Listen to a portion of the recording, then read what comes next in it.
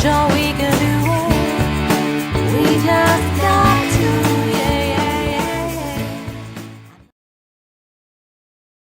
It's Saturday the 8th of April. It's bright and early. It's about 6:30 in the morning, and as you can see behind me, it's really foggy. Now, it's due to be one of the warmest days of the year so far for us, but it's starting off very foggy, and I can hear the fog sirens going off at the local bridge. Good morning, ducks. Good morning.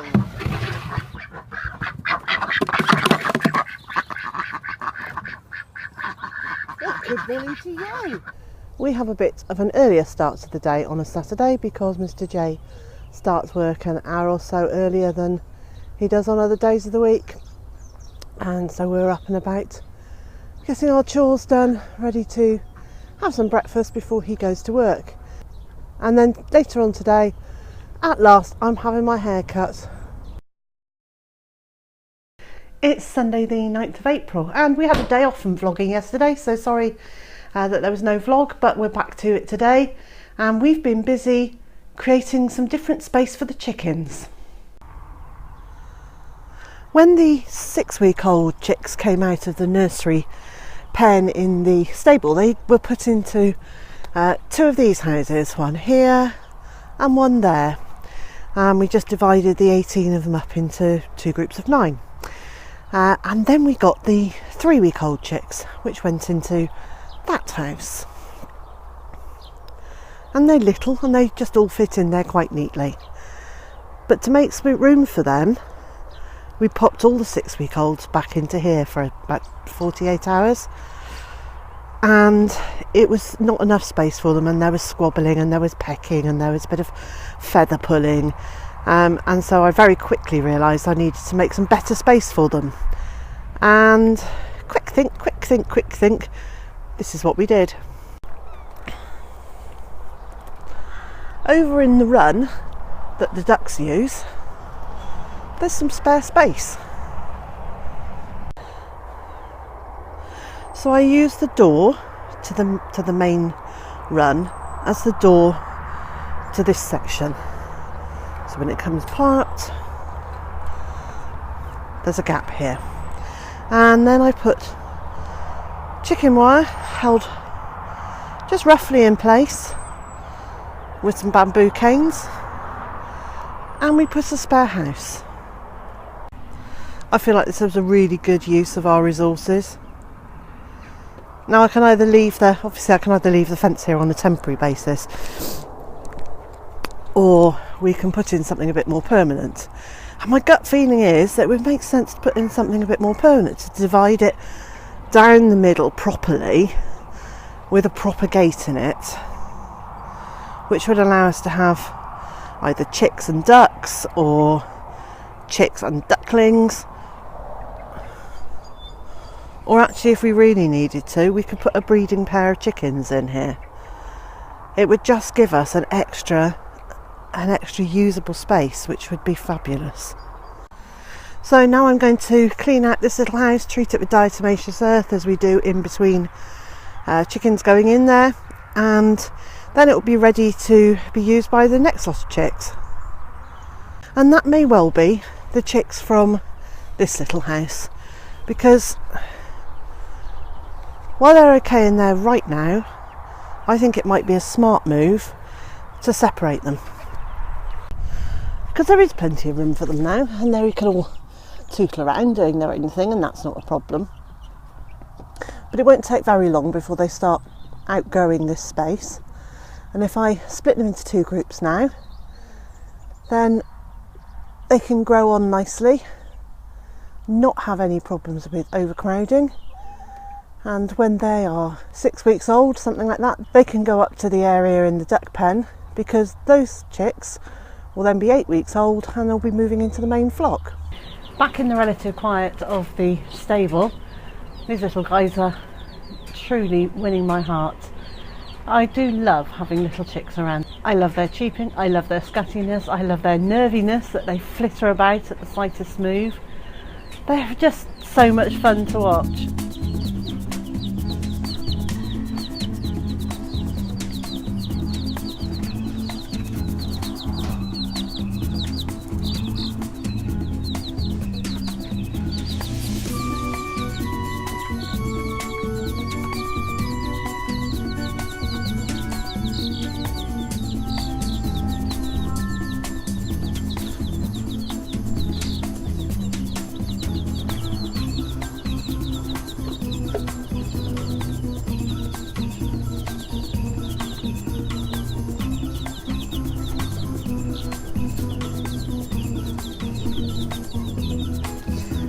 Such a natural curiosity creases me up.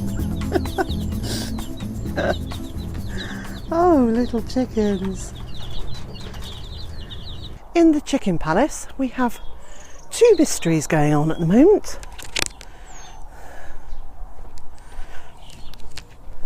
One is that each morning somebody is laying a jelly egg. I've just taken it out this morning because I didn't want them to eat it. But a jelly egg is literally, it's a normal egg, but it hasn't got the outer layer of the egg, so it's very soft. And I don't know who's laying it. It's an absolute mystery, but it's now the 5th morning in a row. So I think I'm going to add a bit of calcium to the girls' diet, and I'll do that by offering them some oyster shells and also some eggshells, which I've dried out. I've washed and then dried out and crushed up, and offer them that and see if that helps. And my other mystery is this hen, but I have no idea what the matter is with her. She's been, well, down at tail. Sorry, White's just come in. Oh, big White, you are enormous, love. She's been a bit down at tail for about 4 days, and I put her into an isolation pen for 48 hours. Gave her some tonic, and I thought that had picked her up a little bit.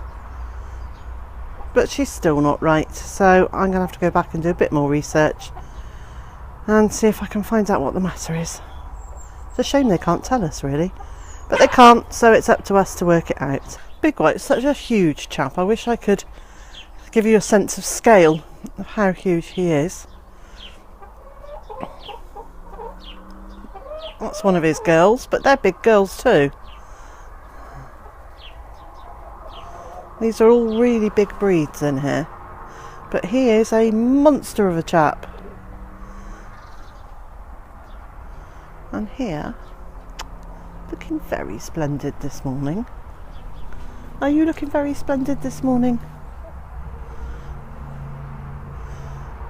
The light is just, look, you can see the lovely green on her feathers.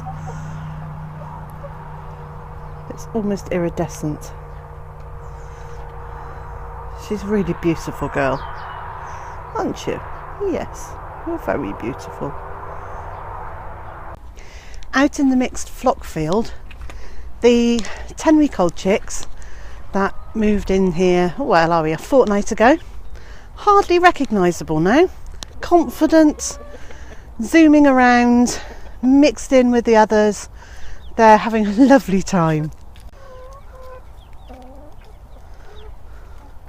And there they are.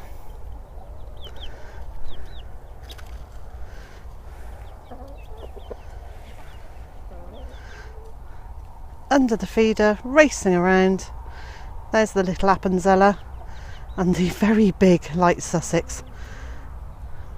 Where are they? There we go. They're really well integrated.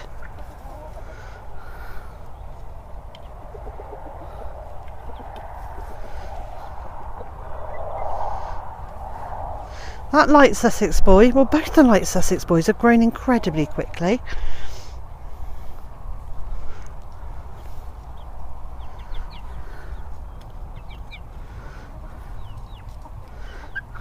Hello, little beepers.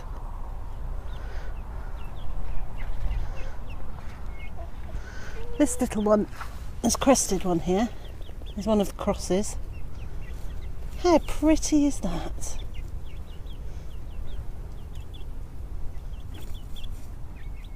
And here come the other of the 7. Silver Lace Wyandotte, who at the moment is not the prettiest of birds, but it's getting there. Healthy little light Sussex boy, happy little light Sussex girl. They're all doing really well. Oh, and this is the other cross. That's a Cream Legbar. Or actually no, the dad was a Cream Legbar cross and mum was Jack. here.